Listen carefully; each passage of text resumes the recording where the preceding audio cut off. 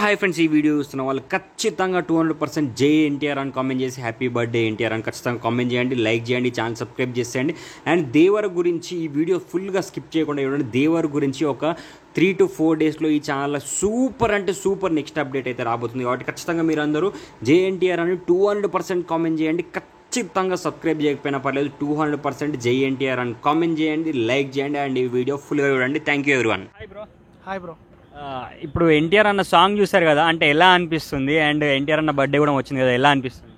So song అయితే క్రేజీగా ఉంది బ్రో. విజువల్ వండర్ అనొచ్చు ఆ సాంగ్ అయితే. లైక్ ఫీస్ట్ అనమాట ఫ్యాన్స్కి అయితే. సాంగ్ అయితే చాలా బాగుంది. లైక్ గ్రాఫిక్స్ వైజ్ కానీ, సాంగ్ బీజిఎం కానీ ఎక్సలెంట్ కొట్టాడు అనిరుద్ అయితే.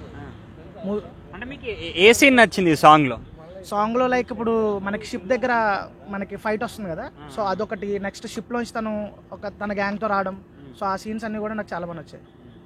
అంటే ఇప్పుడు RRR రికార్డ్స్ ఏమన్నా బ్రేక్ చేసే ఛాన్స్ ఉందా ఈ మూవీ?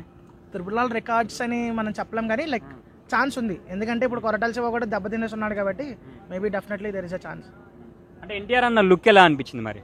లుక్ అయితే మాత్రం like next level bro. So పంచితో ఇప్పుడు వచ్చి మనం ఫుల్ అండ్ రోల్ అయితే మనం ఎప్పుడు చూడలేదు. So maybe excellent. Like black and black తను చిత్త కొట్టేస్తాడు ఎన్టీఆర్ అయితే.